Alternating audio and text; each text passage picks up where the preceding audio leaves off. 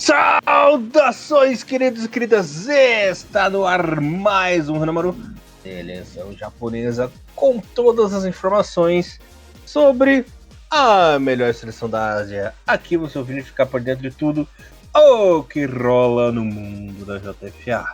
Como sempre, vocês estão na companhia de Elias Falaras, o Barbudinho Alegria na apresentação. Comentários da lenda, Mr. Thiago Recruz. Tudo bem com você, meu irmãozinho? Saudações, Elias. Bom dia, boa tarde, boa noite a todos os nossos queridos ouvintes. Estamos aí para mais o penúltimo Hanamaru Podcast sobre a seleção japonesa de 2023. Yes, sir.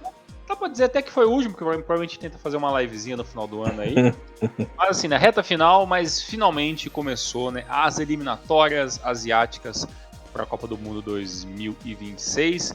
Elias, a Copa tá quase aí já, né? Se for para pensar, né? O ano 2023 passou rapidamente, as eliminatórias vai voar, até porque a eliminatória começou, já dá uma pequena pausa, porque tem Copa da Ásia no começo de janeiro, volta depois ainda no comecinho de 2024, mas vai passar voando, né? Como vem passar esse ano. Pô, já acabou 2023, Elias. Basicamente não temos mais jogos da seleção japonesa até o dia 1º de janeiro agora.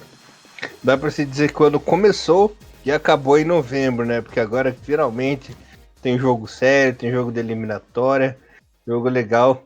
Passou rápido como uma bala, né? Impressionante. Um jogo jogos que nós estávamos aí esperando com muitas expectativas. Tiagão. E vamos ver se a partir do ano que vem a coisa vai engrenar de vez. Tiagão, falando mais alguma coisinha ou posso ir direto ao assunto principal? Vamos lá, que a gente tem bastante coisa para discutir sobre essas eliminatórias e as duas goleadas que o Japão aí aplicou nesses dois primeiros jogos.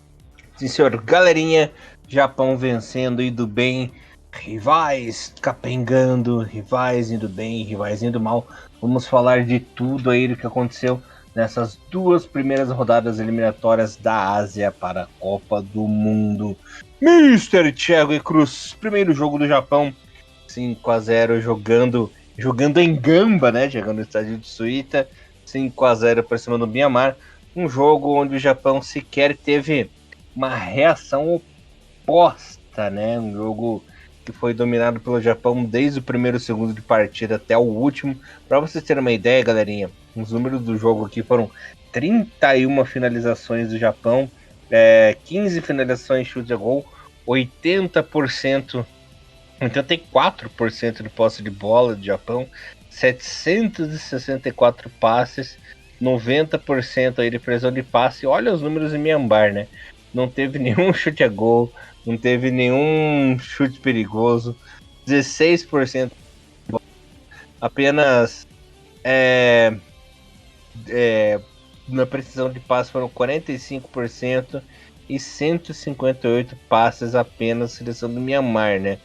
O Japão entrou nessa partida com Osako no gol, Maikuma, Taniguchi, Machida, Nakayama, Altanaka, Kamada, Don Minamino, meu nome é do capitão nessa partida, inclusive, né? Soma e Uedinha entraram na etapa final. O Maekawa, o Morita, o Sano, o Hosoya e o Tsuyoshi Watanabe, né? Os gols, vou falar os gols rapidinho aqui, depois a gente discute 1-1, né? Cada desses gols. O Edinha fez um hat-trick, Thiagão. Gol aos 11 minutos, né? O gol de cabeça. Depois, no fim do primeiro tempo, só deu aquele totó para tirar do goleiro e fez um gol no começo do segundo tempo. Kamada fez seu golzinho também. E o Doan fez o gol no finalzinho já do segundo tempo, né? Nesse jogo contra a seleção do Myanmar, Thiagão, é claro, o resultado de 5-0 é um resultado que empolga, deixa todo mundo feliz. Só que, no meu ver, foi um resultado enganoso. Por que eu falo isso? Porque foram 31 chutes a gol, 15, né, direto na meta do gol, e entraram apenas 5, né? Lembrando que no último jogo entre Japão e Myanmar, se não me engano, foi 9-0, né? 11-0. Foi 10, eu acho que foi 10-0. 10-0, então.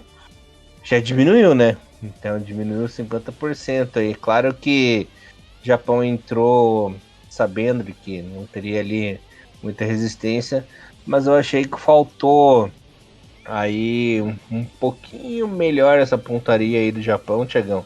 Até porque é importante fazer uns saldinhos de gols a mais, porque as equipes são muito fracas, né, nessa segunda fase das eliminatórias. Claro que não vai ter nenhum perigo, mas é difícil o Japão não se classificar, claro, praticamente impossível, né? Mas poderia ter caprichado um pouquinho mais na mira, né? Oh, lá vai o momento chato on, né, ligado aí. Não, não, eu acho que é assim, Elias. A gente já vem falando isso há muito tempo. Não é novidade pra ninguém que eu vou falar agora.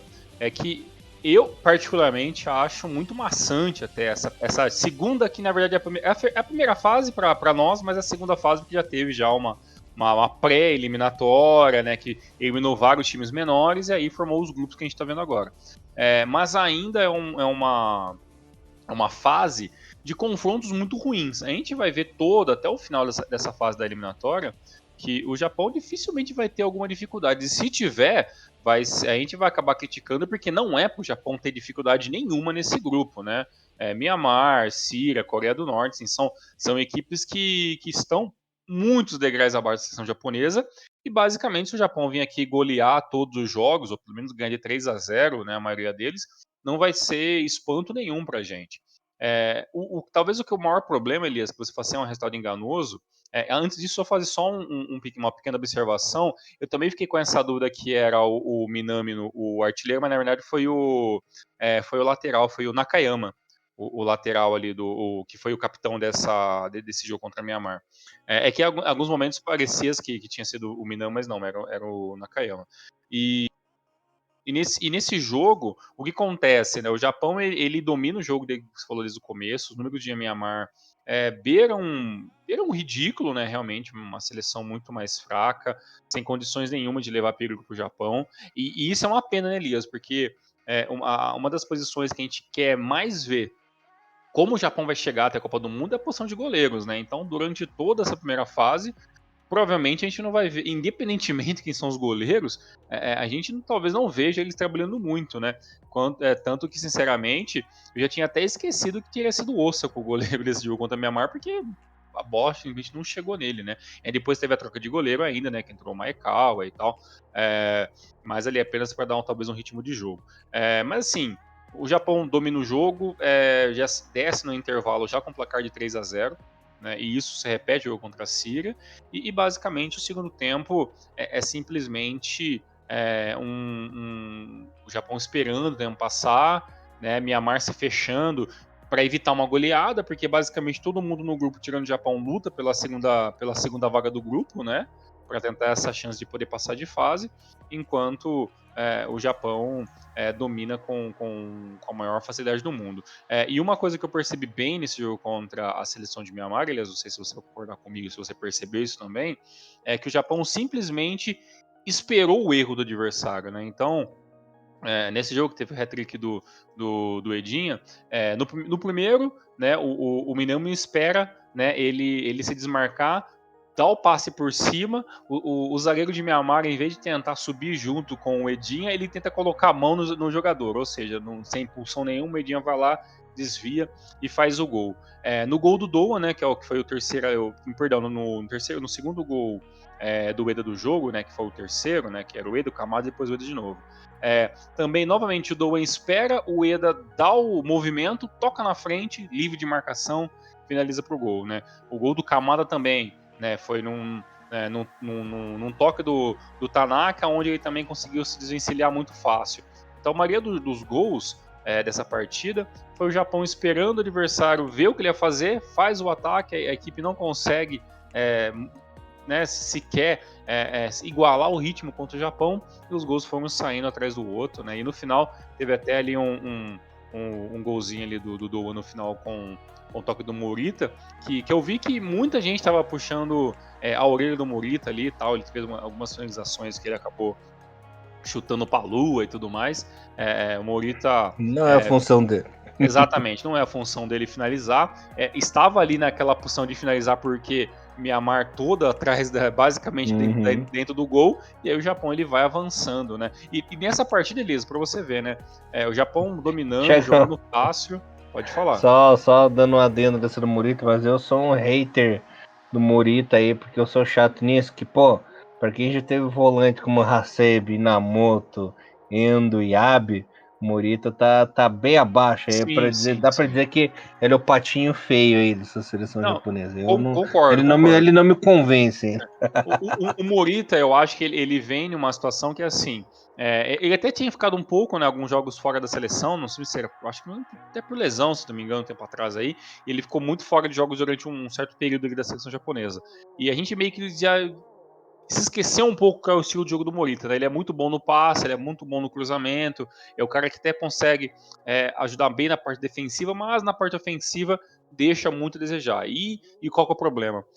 Esses adversários também não vão auxiliar na melhora do Morita, né? Então ele vai ter que melhorar em Uhum. clube e trazer essa experiência para o time, né? Porque para a seleção, porque realmente os adversários acabam não dando, né, toda essa problemática para ser Não resolvida. colaboro. Não colabora. E outro jogador que apesar da vitória, eu vi muita gente comentando sobre, era a questão do Minamino, né? Jogou bem, Uhum. deu 2 assistências nessa partida, né? Mas assim, a cara do Minamino é uma cara de um jogador que tá bem desanimado, assim, né? Uhum. Eu acho que é inevitável que passa pela coisa do Minamino, que assim, eu estou sendo titular, porque muitos jogadores desfalcaram a seleção, né, Uhum. nessa convocação, né? Então, é, Chegou. oi, pode falar. Assim, eu sei que você vai ficar brabo comigo, mas eu não tenho como não fazer essa comparação. Eu vejo assim o Minamino muito a pegada do Kagawa 2016, 2017, assim, daquele declínio Sim, da sim, não tá carreira errado, não. dele. Sim, sim, para a seleção até assim você já via que o Kagawa ele começa a perder um pouco de espaço, os resultados não tem os resultados que aparecem positivos não tem muito os pés dele ali como né um protagonista naquela equipe e ele vai meio que minguando, né? Mas ainda ele chega na Copa do Mundo, né, de 2018 e tal. Enfim, a comparação realmente ela faz sentido e não acho ruim. E eu acho que no caso do Minamino, eu acho que é inevitável que sempre que você vê ele falando sobre seleção, ele tem um desejo particular de ser um homem importante para a seleção. Ele sempre fala de seleção em todas as chances que ele tem. Só que dentro de campo é um jogador que auxilia o Japão a ganhar, mas assim, não brilha individualmente, né? Eu não vejo um brilho, né, do Minamino como um camisa 10 da seleção e tudo mais. Sim. E Uhum. outra, dar 2 passes para gol contra Mianmar, não é o que vai fazer dele um jogador importante para a seleção, né? Porque se não fosse É. qualquer um que estaria ali poderia fazer exatamente a mesma coisa, né? Então é perceptível, não sei se quem está nos ouvindo, ou se daqui a um tempo alguém vai ver, vai lembrar disso e vai falar, não, ó como as coisas mudaram, ó como vocês tinham razão. Mas eu percebo claramente que o Minamino é aquele jogador que, se o Muriaço não fazer um trabalho particular com ele pode perder o Minamino porque ele pode acabar desanimando e indo para um banco e de lá não saindo mais, né? Porque realmente, Uhum. dentro de campo, de todos os jogadores que jogaram essa partida, ele é o mais cabisbaixo de todos eles, né? Uhum. Foi o que, fazendo outra comparação assim, foi justamente o que aconteceu com o Nakamura em 2010, né? Ele foi decaindo, o Okada não foi dando prioridade, ele não foi fazendo um trabalho individual. Chegou janeiro de 2010, virou reserva na seleção e perdeu a vaga do time, né? Foi apenas ali, apenas fez parte da formação da equipe da Copa de 2010 e se perdeu, né, Tiagão? Uma pena, né? E parece Exatamente. que o Minamino, se, como você observou bem, se não for feito aí, não for trabalhado a parte mental dele, principalmente, né, vai ter o mesmo destino. E diferente do Okada, que era até mais linha dura em questão de corte de jogadores e tudo mais, por todo o histórico do Okada, o Moriaço já é muito mais de tentar pegar o jogador e tentar ajudar todo, o máximo possível. Olha quanta chance ele deu pro Doan, por exemplo, olha quanta chance ele deu pro Asano, né, que é o maior exemplo da Moriaço de Japan. E eu acho que o Minamino também é um jogador que o Moriaço gosta, né, senão não estaria convocando tanto. Tem muitos jogadores que por causa dessas convocações mais batidas acabam não tendo muita chance na seleção, não tem chance nenhuma na seleção. E o Minamino ele tem que não aproveitar, mas já que ele está na seleção, já que ele é um jogador que claramente faz parte dos planos do Moriaço para 2026, tem que ser tratado, porque claramente ele é de todos o que mais fica abalado, talvez pela falta de gols, né? Porque quanto tempo então o Minamino faz o gol na seleção, né? Então, para um Nossa, jogador eu nem lembro a desse... última vez que ele fez gol. Eu também, sinceramente, não me recordo. Vou ter que dar uma gulgada aqui, porque para um cara da posição dele, eu acho que com certeza não fazer gols deve machucar bastante, até porque toda a parte ofensiva tá voando, né? O Doan, quando sempre que aparece ali nas pontas, joga bem, né? Junha Ito dispensa comentários, Kubo tá jogando muito bem na seleção. Então, assim, de toda essa geração atual, o Minamino, ele realmente, dessa linha de frente, né? Dessa linha de 3 da frente, é o que cada vez mais está ficando para trás. Complicado, né, Tio? Você vê que como as coisas no Japão, elas mudam e evoluem rapidamente, né? Antigamente você tinha um certo tempo ali de mudanças, e agora no Japão as coisas evoluem muito rápido, né? Então, eu pesquisei aqui, a última vez que o nosso querido Minamino fez gol pelo Japão foi nas eliminatórias ano passado, dia 1º de fevereiro, naquela vitória contra a Arábia Saudita por 2-0 lá em Saitama. Então Ou se seja, ele não fazer gols na Copa da Ásia, pode fazer um ano de vai para jejum. 2 anos. Vai 2 fazer anos. 2 anos de jejum. Caraca, então é muita coisa. Realmente para um cara que joga tão próximo da área contra ele, né, como um camisa 10 centralizado ali, não ter a chance de fazer o gol, ou até não concluir, realmente deve pesar bastante. E o pior, né? Foi o único gol dele ano passado do Priscila. Caramba. Na seleção. Ou seja, não é à toa, né? Nada disso não é à toa, né? Não é à toa mesmo. Tiagão, mais alguma coisa que você queira falar desse joguinho ou bora pro próximo?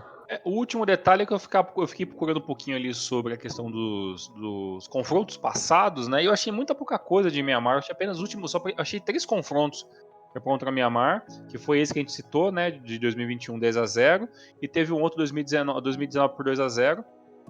Todos pelas eliminatórias, e agora, né, este atual de 5-0. Então, com certeza deve ter mais confrontos, mas os sites que eu acabei encontrando não tinha muitas informações, apesar que eu acho que realmente Myanmar e Japão não tem tantos confrontos oficiais assim, né? Claro, não contando seleções de base, que aí sim realmente tem mais confrontos, né? Mas diferente de Myanmar, a seleção da Síria é uma seleção que o Japão já está um pouco mais acostumada, né, a enfrentar aí.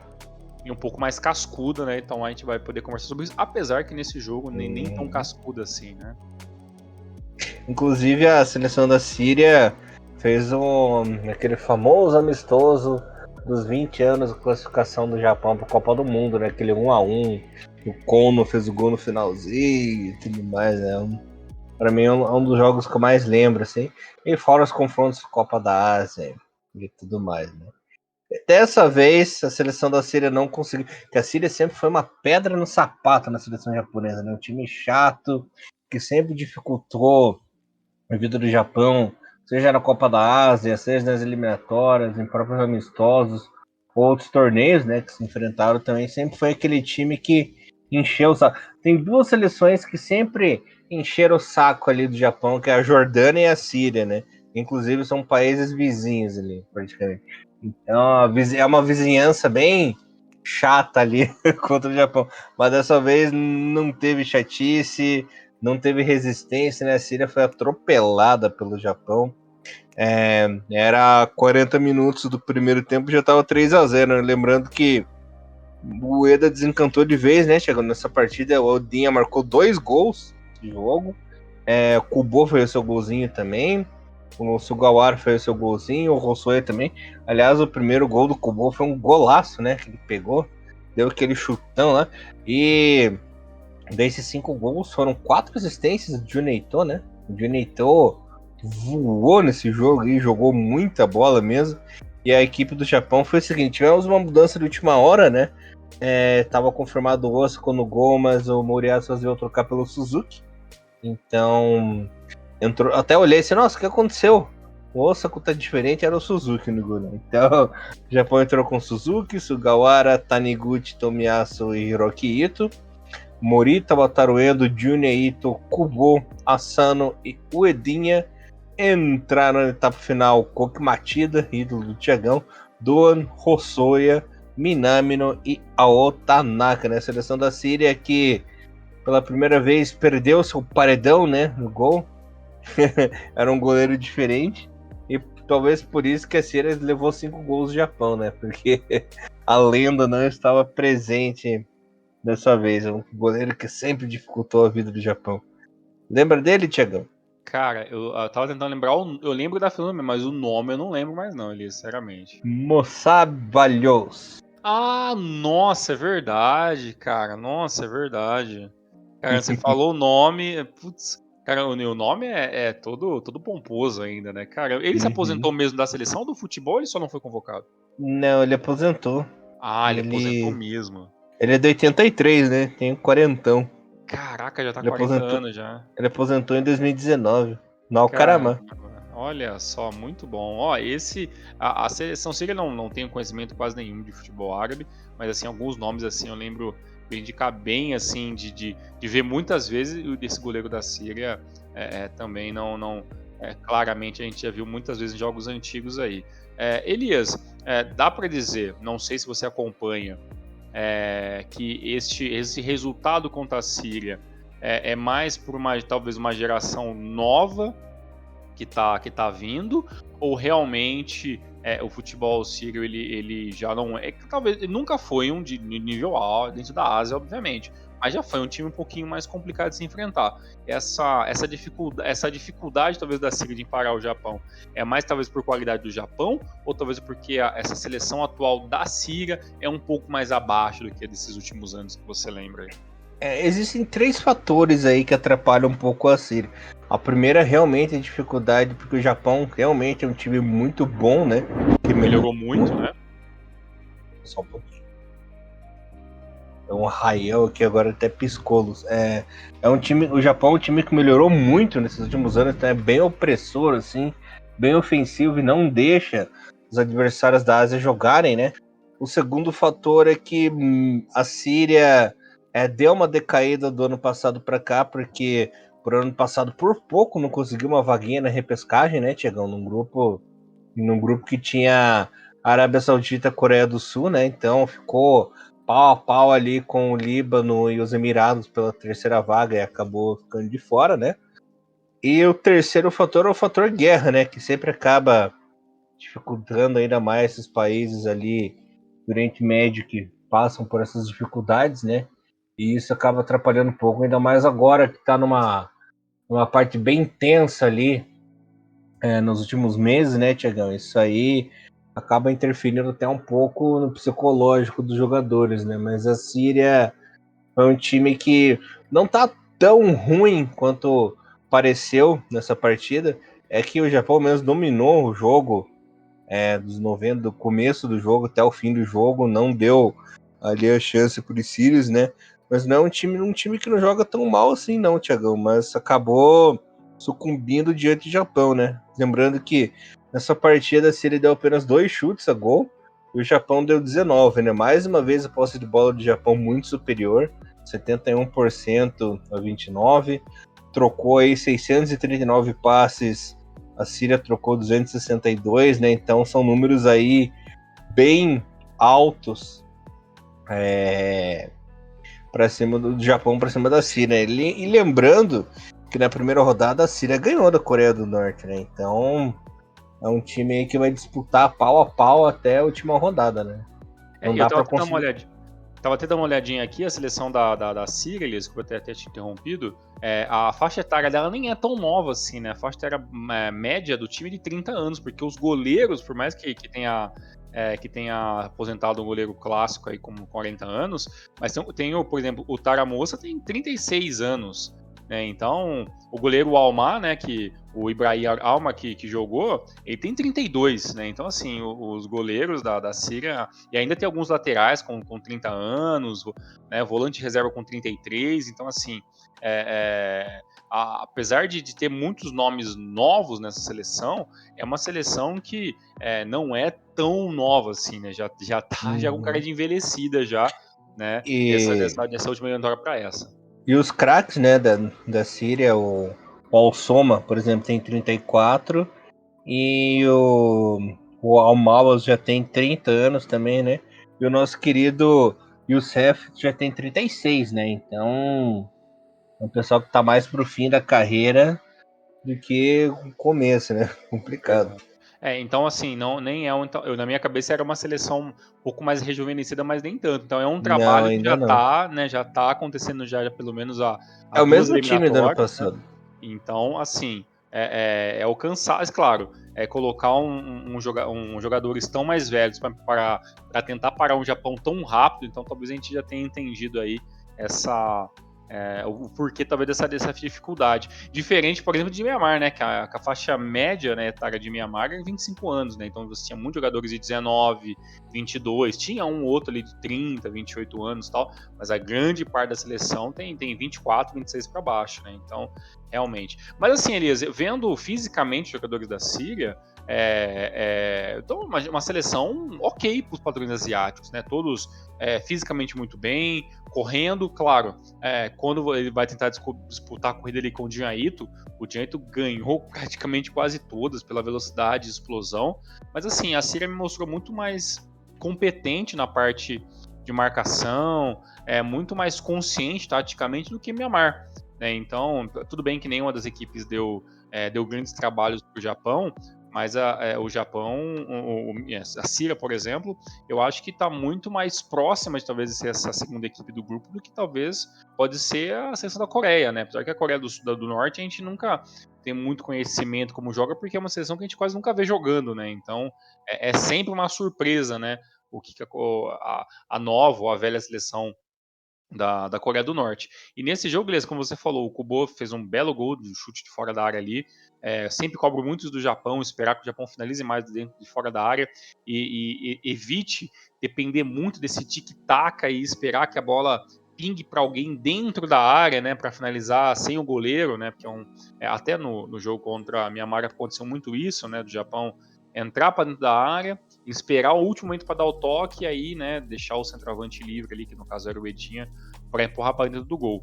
Mas nesse jogo, ainda teve o quarto gol, que para mim foi bem interessante, que foi ali foi na falta, né, que o Kubo rola e o Sugawara bate, né, uma jogada ensaiada, a bola Uma entra. paulada. Grande gol de falta. E agora eu tava na dúvida se foi o segundo ou terceiro gol do jogo. Eu acho que foi o segundo gol, o jogo do Ueda. Que a bola começa numa jogadinha na entrada da grande área. O Japão ele vem trazendo a bola, né? E aí o Asano faz ali o toque com o Ito, né? E o Ito faz o cruzamento, né? E aí o cruzamento vai do Ito, né? Do lateral pro Junhaita, o Junhaita vai lá desvia de cabeça pro Edinha fazer o gol. Então, assim, esse gol eu achei bem interessante, que vem de todo um trabalho, né? Todo mundo fazendo as suas funções, né? O Asano esperando o Ito passar ali, né? No caso, o Hiroki Ito passar para ele fazer o toque na frente, o cruzamento perfeito no segundo pau pro Dinhaito desviar de cabeça do Edinho. Então, assim, esse é um gol que me brilhou os olhos, porque teve um posicionamento tático ali. Né? Então, eu acho legal quando eu vejo o Japão ter esse tipo de evolução, não só dos jogadores, mas da tática do clube, do time como um todo. Né? E no final ainda tivemos mais um gol de mais um estreante, né? Que no caso ali foi o Rossoya, né? Que ele conseguiu fazer o seu gol ali também, que é bem interessante ver jogadores novos marcando pela primeira vez pela seleção japonesa, e assim como o Sugawara fez o seu gol de falta, o jogador aí também que acabou entrando no segundo tempo também acabou deixando dele, e o Japão, né, essas duas partidas vencendo por placares elásticos, placares tranquilos, onde dominou a partida como um todo, e ainda tivemos ainda dois iniciantes aí fazendo gols pela primeira vez, aí, o Sugawara e o Hosoya com as camisas da seleção japonesa. Um dado interessante, Edom, é que tirando o Kaishu Sano, né? Todos os meio-campistas e atacantes que foram convocados da seleção agora tem pelo menos um gol já na carreira Olha na só, seleção japonesa. que legal. Então, assim, os gols é uma seleção que está se acostumando a fazer muitos gols, né? E dando oportunidade por. Então Uhum. tá rodando até que bem esse elenco, né? Ainda no primeiro jogo ainda, né? Que eu falei que o Maekawa acabou entrando contra a Mianmar. E depois eu tava até dando uma olhadinha lá como sempre, nos textos do Bom Tempo. E até está uma coisa legal que o Maekawa, ele é filho, né, do Dazuya Maekawa, que era um goleiro lá no começo dos anos Isso. 90, né? Então agora, né, Aquele perebento. Exatamente, que é até goleiro reserva, né? Se não me engano, jogou a Copa da Ásia 92 e tal. Uhum. Tava no jogo lá, né? Da goleiro de Doha e tudo mais.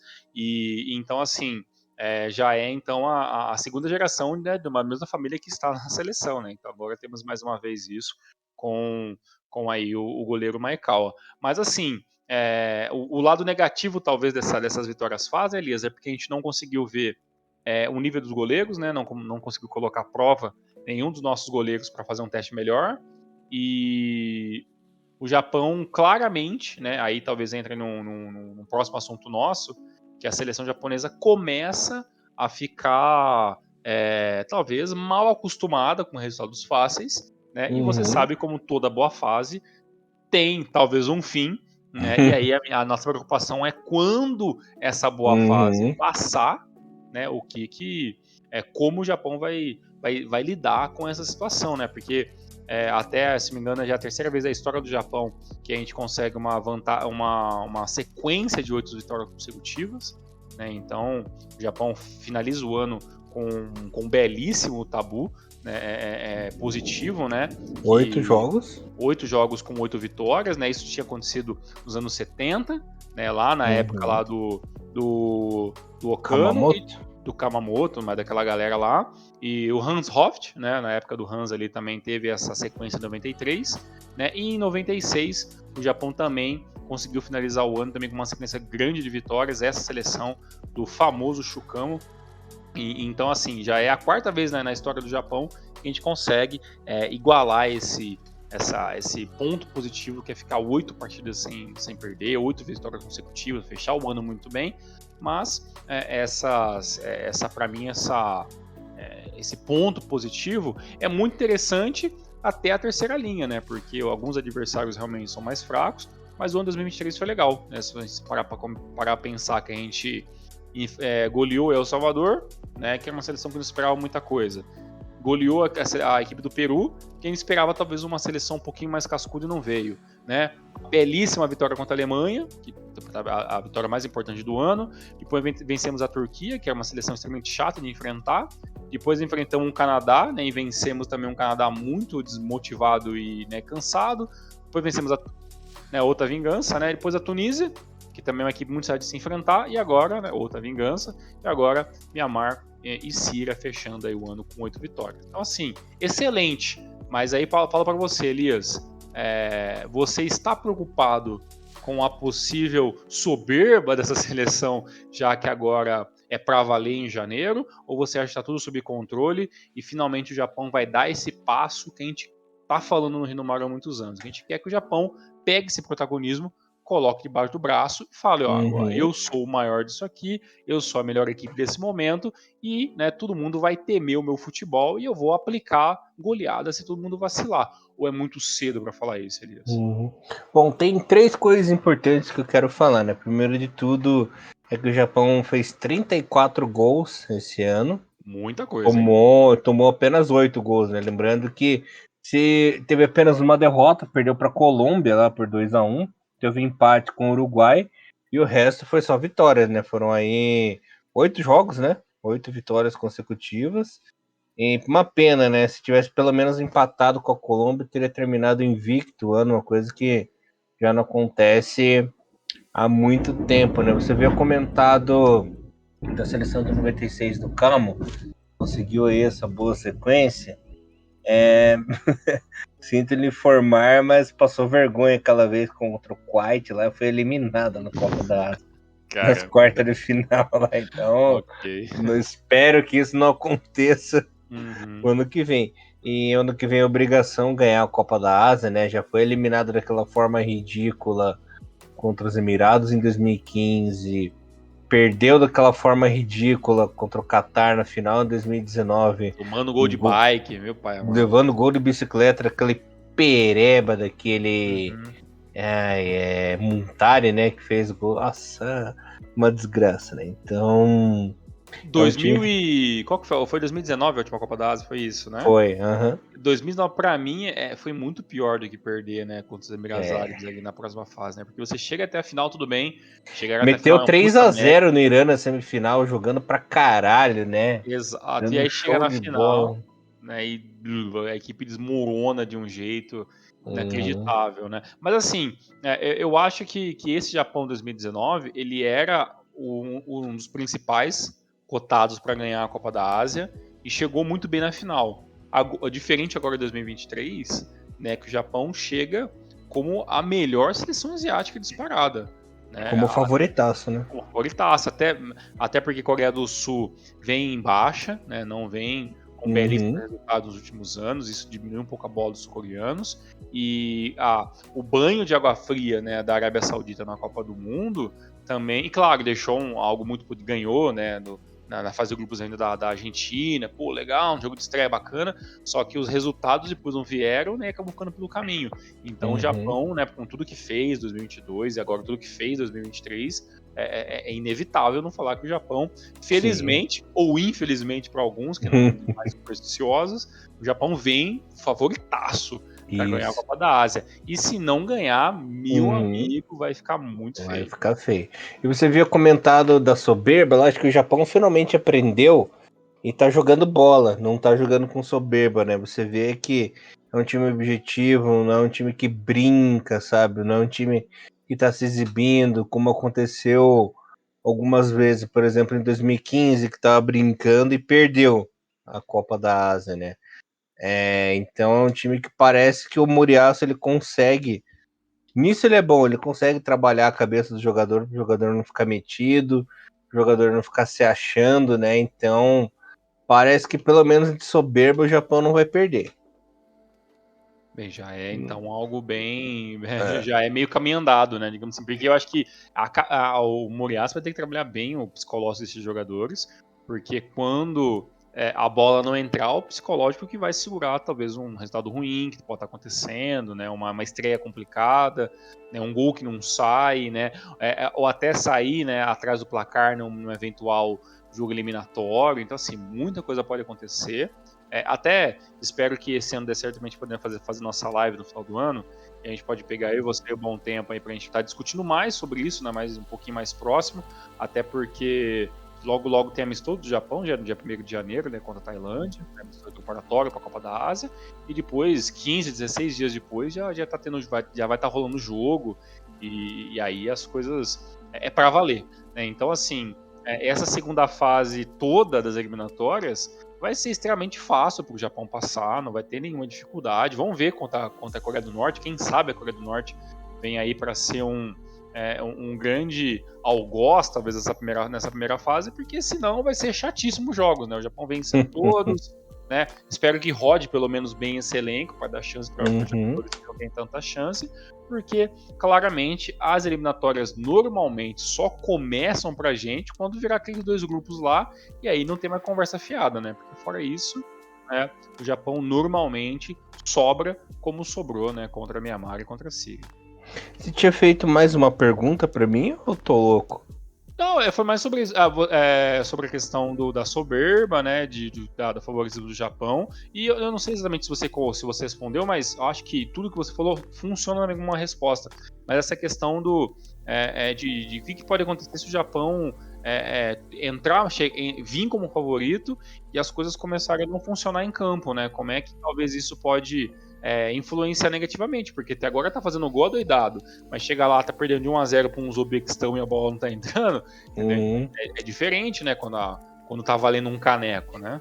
O bom, assim, é que o Japão se mostrou na própria Copa do Mundo um time calmo e paciente, né? Você não vê mesmo perdendo para a Espanha na Copa do Mundo, mesmo perdendo para a Alemanha na Copa do Mundo, mostrou que é um time calmo, né? Atrás do placar foi lá, conseguiu empatar, conseguiu virar, né? Então eles têm que usar dessa calma, dessa cabeça fria aí na Copa da Ásia, né, Tiagão? Então se conseguiu contra a Alemanha, se conseguiu contra a Espanha, é possível reverter o placar contra as equipes ali na Copa da Ásia, né? Só saber jogar direitinho, não é contra naquela final 2019 contra o Qatar lá que o time levou, se conseguiu empatar, levou o segundo gol, se perdeu em campo lá, se peidou todo e tomou o terceiro, né? Então essa calma aí, esse toque de bola com objetivo, tentando furar a defesa, pode ser fundamental caso aconteça um resultado negativo e tiver que correr atrás, né? Então vamos ver se isso dá certo na Copa da Ásia também. Na Copa do Mundo deu, né? Pois é, espero realmente que isso aconteça, porque a gente vai precisar muito desse resultado e de todo de todo esse trabalho mental, né? Pô, e outra coisa, né, que é muito importante a gente frisar, falta aí um pouco mais de um mês e meio, um mês e meio, dois meses, né? Basicamente, quase 2 meses para começar a Copa da Ásia, e o Japão tem aí uma sombra de lesões que está acontecendo na América torta direita nas últimas convocações, Uhum. né? Então espero que o Japão não tenha problemas né, de lesão para a Copa da Ásia, né? Então, porque pode mudar muito o time, né? Então tem essa problemática, né? Que eu espero que a gente não tenha, né, essa dor de cabeça para esse campeonato tão importante que a gente está esperando desde o vexame de 2019. E só para complementar, só Elias, o histórico recente de confrontos entre Japão e Síria, Japão dominante, 8 vitórias, apenas um empate, né, entre essas, 8 partidas e 7 vitórias e um empate, né, exatamente o empate que você citou, né, daquela Kirin Cup 2017, né, que o Japão acabou empatando em 1-1 contra a Síria no jogo comemorativo, mas fora isso, o Japão venceu todas as partidas e apenas uma vitória do Japão foi apenas 1-0. Aconteceu lá em 2006. Fora isso, apenas placares com 2 ou mais gols no placar. Elias Fallers. Maravilha, Mr. Thiago e Cruz, encerrando o assunto Japão e Síria. Para a gente terminar o programa com estilo, queria comentar com você que nós tivemos aí já 2 rodadas eliminatórias, né, dando uma passada geral nos resultados. Eu vou falar os resultados só da segunda rodada e daí a pontuação de como estão os grupos, maravilha? Maravilha, Tiagão. O Kuwait ganhou fora de casa do Afeganistão por 4-0. A Jordânia perdeu em casa para a Arábia Saudita por 2-0. A Arábia Saudita começando bem. Emirados Árabes 0, Bahrein. Aliás, Bahrein 0, Emirados 2, né, Tiagão? O Quirguistão surpreendeu e venceu o Oman em casa pelo placar de 1-0. A seleção da Palestina perdeu para a Austrália em casa, em tese, né? A Austrália venceu como visitante por 1-0. Lembrando que a seleção da Palestina já havia empatado com o Líbano na primeira rodada, né? Então, para quem está numa situação tão complicada com guerra lá, o time até que está surpreendendo.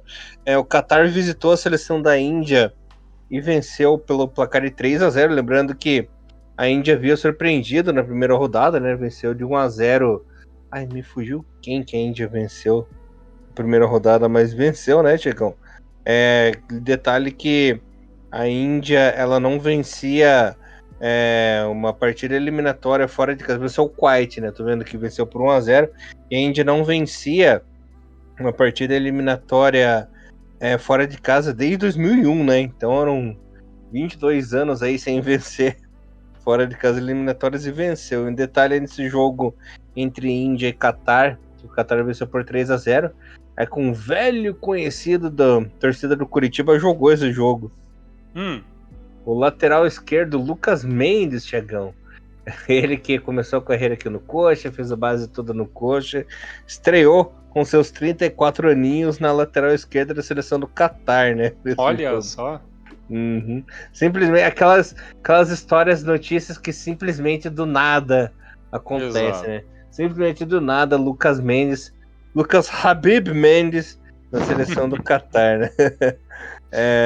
Continuando Muita os jogos sorte para aqui. ele aí. Sempre tem as pérolas de Elias Soares, né? O Nepal perdeu em casa para o Iêmen por 2-0. Uzbequistão e Irã ficaram 2-2. Detalhe dessa partida é que o Irã chegou a abrir 2-0, né? Nesse jogo. O Uzbequistão conseguiu no fim do jogo, né? Diminuiu no começo do segundo tempo e aos 83 minutos, quase 40 do segundo tempo, conseguiu o empate, né? É um jogo muito bom para a equipe do Uzbequistão. Mesma coisa entre Hong Kong e Turcomenistão, né? 2-2. O Turcomenistão saiu na frente e a seleção do Hong Kong conseguiu chegar ao empate. Aí um jogo que chamou muito a atenção nessa rodada foi a vitória fora de casa da Coreia do Sul diante da China, né, Tiagão? 3-0 para a China com 2 gols do Son e o Jung Song-hyun marcou o seu golzinho também. Tá aí um rival que pode incomodar muito a seleção japonesa caso caia no mesmo grupo na próxima fase, mas difícil, geralmente nunca cai, né? Vietnã perdeu em casa pro Iraque por 1-0. Singapura perdeu em casa para a Tailândia por 3-1. Nossa senhora, os visitantes estão que estão, hein? Taiwan perdeu para a Malásia em casa também por 1-0. Bangladesh e Líbano ficaram 1-1. Lembrando que a Malásia começou muito bem, né? São 2 vitórias aí nas eliminatórias. Filipinas e Indonésia ficaram no 1-1. Myanmar 1, Coreia do Norte 6. Ó, Coreia do Norte, hein? Mostrando suas garrinhas. Paquistão 1, Tadiquistão 6. E falando da outra rodada, né? Quer que eu fale da primeira rodada? Alguns resultados interessantes, Thiagão? Pode falar, que eu acho sempre é um show à parte falar sobre as eliminatórias asiáticas. Ainda mais nessa fase tem um monte de time, né? Um monte de time diferente. Na primeira rodada que eu havia citado a vitória da Índia, né? Fora de casa, depois de 22 anos e tudo mais. A Síria venceu a Coreia do Norte por 1-0. O Bahrein venceu o Iêmen fora de casa por 2-0.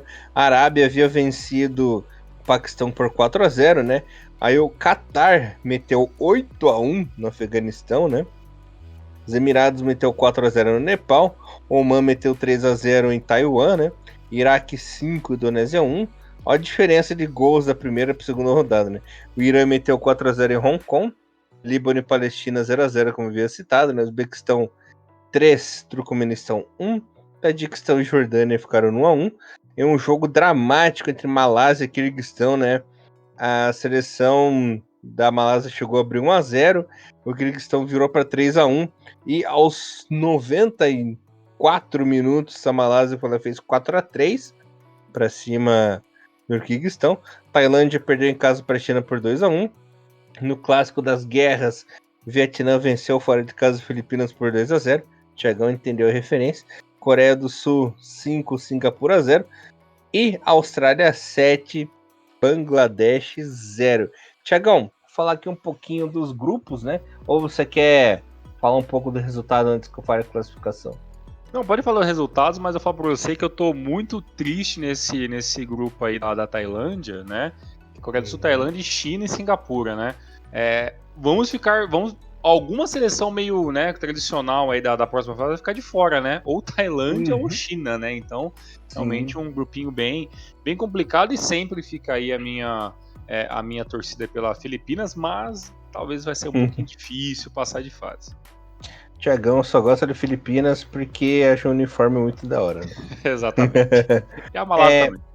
Só lembrando que uma notícia de última hora da Tailândia é a contratação do Masatada Enchi, né, Thiago? Enchi assumiu a seleção da Tailândia agora para o ano que vem. E a estreia dele é justamente contra o Japão, no dia 1º, naquele amistoso, né, em Tóquio, né? Não podemos esquecer disso para comentar isso no Reino Maru do ano que vem, quando a gente falar da Tailândia, porque é muito legal o Enchi ter essa oportunidade.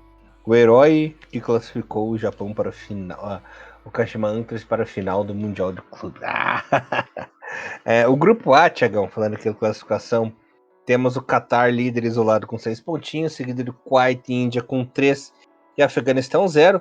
Eu acredito que Qatar fique mesmo nessa primeira colocação. O Kuwait e Índia consigam tentar uma briga aí pelo segundo lugar. O Afeganistão, infelizmente, está bem abaixo, né? No grupo B, o líder é o Japão com 6 pontinhos, seguido de Coreia do Norte, Síria e Mianmar, né? Acredito que o segundo lugar fica entre a Coreia do Norte e a Síria, que Mianmar a gente já viu que não vai fazer grandes coisas, né?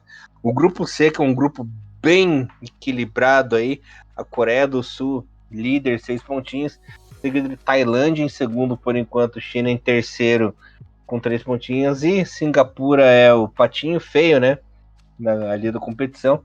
Vai ficar uma dessas seleções legais aí, vai acabar ficando de fora. Acredito que a Coreia passe tranquilamente, mas Tailândia e China, uma das duas vai acabar dançando. Lembrando que o regulamento é o mesmo da última vez, né, Tiagão? Tem eliminatórias ao mesmo tempo para a Copa do Mundo e para a próxima Copa da Ásia, né? Então, quem acaba sendo eliminado aí dessa segunda fase não joga a Copa do Mundo, mas se classifica para a Copa da Ásia, né? Então tem todo esse rolo aí para a gente discutir mais tarde. No grupo D, no momento, a Malásia surpreendendo, né? grande líder aí do grupo, 6 pontinhos, seguido de Oman e Quirguistão com 3 pontinhos, e Taiwan na última colocação aí com 0 pontos. Lembrando que em muitos lugares tem uma discussão aí, você acaba vendo como Taipei, né? Chinês Taipei, que eles falam. É porque o que acontece? Taiwan é uma ilha que fica ali, que é controlada pela China, tem toda aquela confusão de guerra e tudo mais, Tiagão.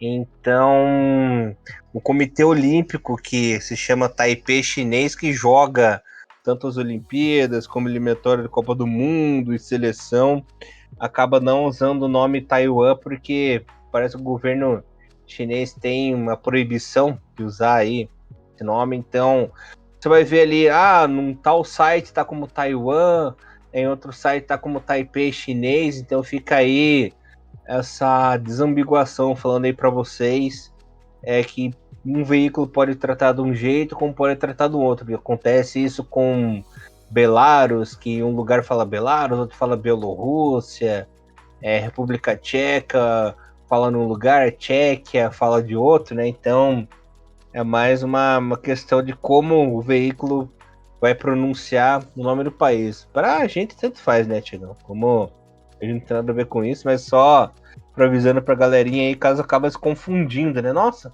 mas ele falou Taiwan, mas não é Taipei? Então, é isso aí, pra vocês ficarem ligados. No grupo E, tá bem boladinho, ó. O Irã, o líder com 4 pontinhos, seguido do Uzbequistão em segundo com 4, Turcomenistão em terceiro com 1 e Hong Kong também tem um pontinho. Só voltando naquele grupo ali D que eu esqueci de comentar, o favorito, né? É bem complicado porque a Malásia está em ascensão, né, Tiagão? O Oman aí, que era para ser a grande favorita, está em segundo.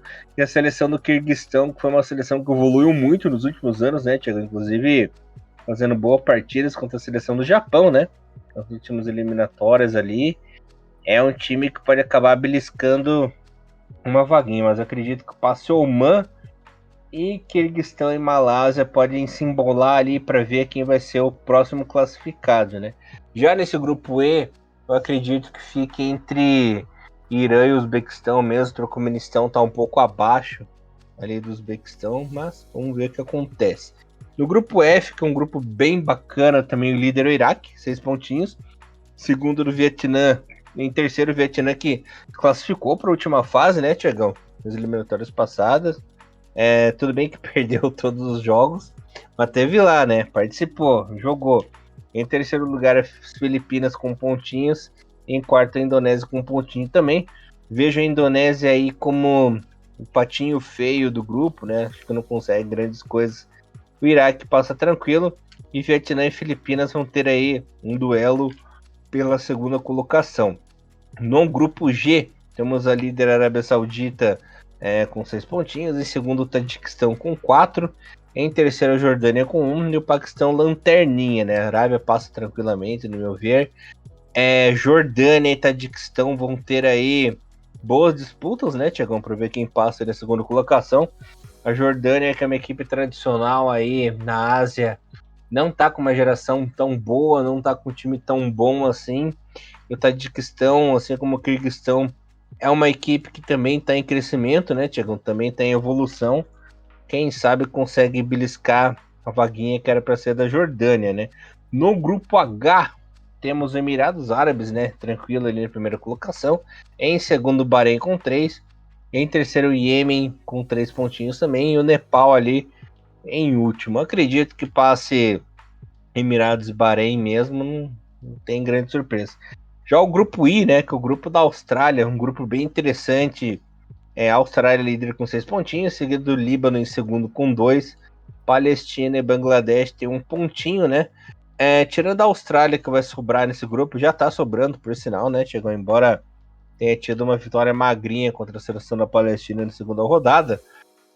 Fica um grupo em aberto, né? Tanto o Líbano como a Palestina, com Bangladesh, no meu ver, aí tem chance de classificação para a próxima fase, né? Para a terceira fase, Thiagão.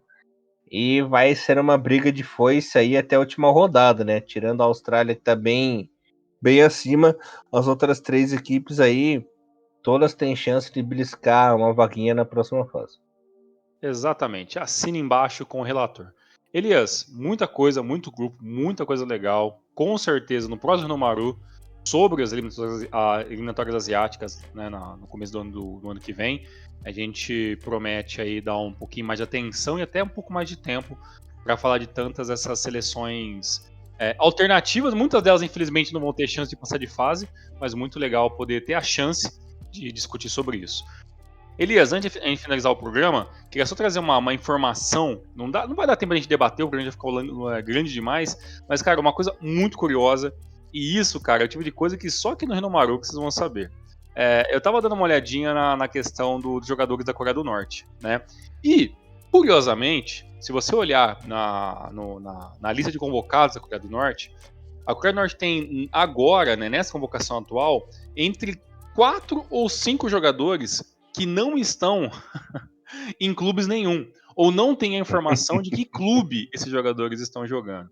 E, cara, e tem um nome que, assim, é uma seleção muito jovem, a seleção da Coreia do Norte tem alguns jogadores acima de 27 anos, mas a sua grande maioria abaixo dos 25, né, e um outro um pouco mais veterano.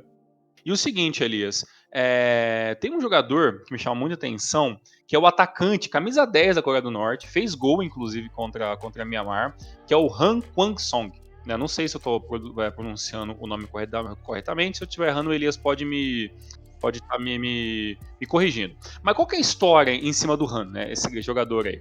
O Han era um jogador que chamou a atenção muito rápido das equipes de fora, e ele saiu muito jovem para fazer base fora da Coreia do Norte, o que já é um negócio assim muito fora da caixa, né? Então ele passou por equipes menores da Espanha, foi para a Itália, aí na Itália ele jogou a segunda divisão, passou pelo Perugia, passou pelo Cagliari, né? E aí até conseguiu chegar a chamar atenção e fazer alguns estágios na equipe sub-23 da Juventus. Lembrando que em 2023, né, o Han tem 25 anos apenas. Só que acontece, Elias, quando o Han estava começando a ganhar um pouquinho mais de espaço, alguns comentários saíram na imprensa sobre essa promessa que é esse jogador norte-coreano e tudo mais, que ele era um jogador que não tinha muita altura, mas tinha um bom controle de bola, era um jogador interessante, que vem do mercado muito alternativo, aquele papo de todo, né? Aquele papo de sempre quando aparece um jogador asiático um pouco fora da curva. No entanto, Elias, o Han, ele acabou saindo, acabou o contrato dele ali com a Juventus ali no começo de 2020, e o Han ficou sem clube e depois ele acabou aparecendo na equipe do Al Hilal lá do Catar. E o que acontece, Elias? Um pouco depois de ele ter entrado na equipe do Al Hilal, simplesmente o Han desapareceu, ele foi dispensado da equipe e de lá então ninguém sabia mais nada desse jogador. Aí você fala, pô, tudo bem, às vezes o cara só não teve algum problema, foi embora, foi jogar na Coreia do Norte e a gente não tem informação sobre o cara, realmente.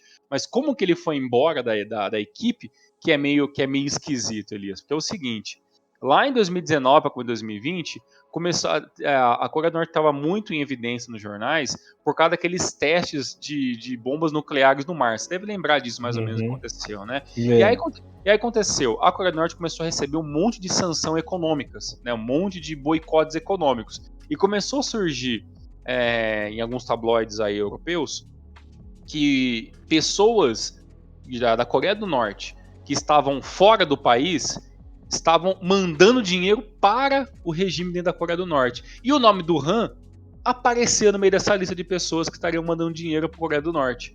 É claro que o jogador foi lá e disse que não tem nada a ver com isso, ele né, falou que isso era mentira, que ele não tinha nada a ver com isso, mas, de qualquer forma, né, muito estranho, porque logo depois disso ele acabou sendo dispensado da equipe do Qatar, e desde então ninguém sabia mais nada sobre o Han. E aí ele aparece na convocação atual da seleção da Coreia do Norte, faz gol nas eliminatórias e fica essa questão, né? Aonde o Han tá jogando, né? O jogador, uma promessa que vai jogar na Europa, que desaparece da Europa, vai pro Qatar, desaparece e depois de mais de 2 anos aparece novamente na seleção da Coreia do Norte, com 25 anos, um jogador extremamente jovem. Camisa 10 aí.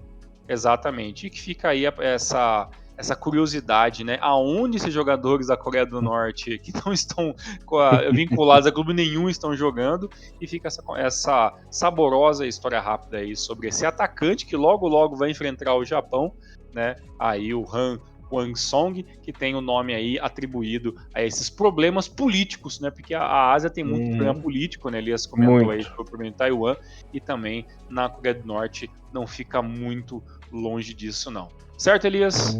Certo. E frisando mais uma vez, né? Nós do Rino Maru, a galerinha que não temos nada a ver com esses problemas políticos, né? Nossa função aqui é informar, é zoar, é brincar, falar sério. Então, fica aí mais uma peculiaridade do mundo asiático. Eu esqueci de comentar uma coisinha, Tiagão. É que por ter mais classificados para essa Copa do Mundo aí, as eliminatórias vão ser de uma forma um pouco diferente. Posso explicar?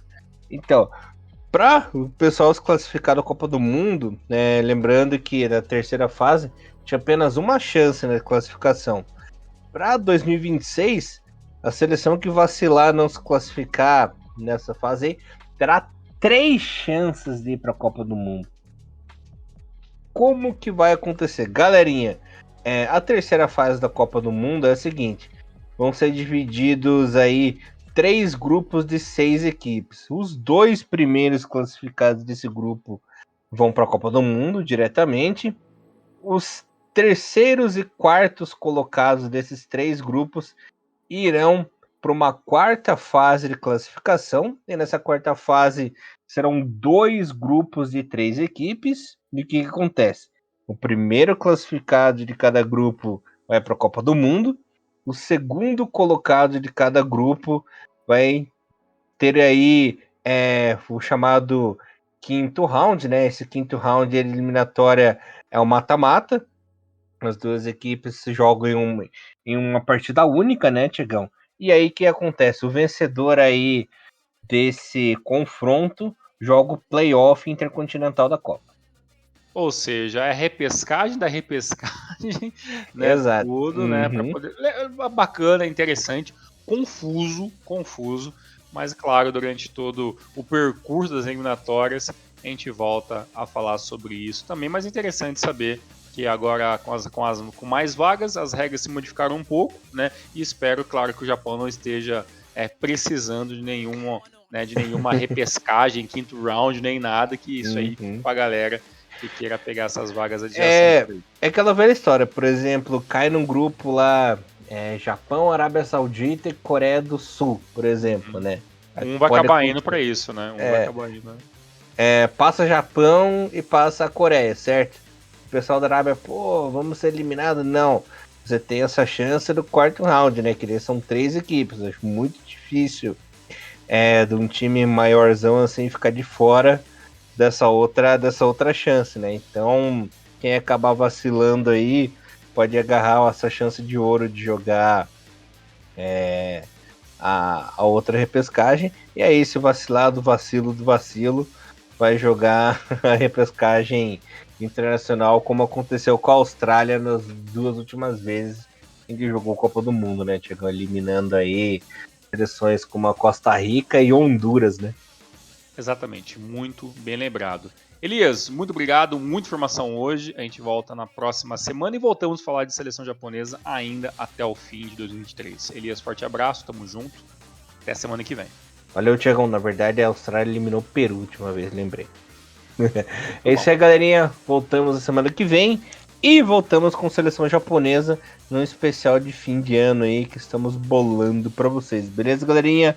Um abração e Hinomaru! Levando o melhor futebol japonês pra vocês, galera. Valeu! Valeu, forte abraço. Tchau, tchau. Sayonara.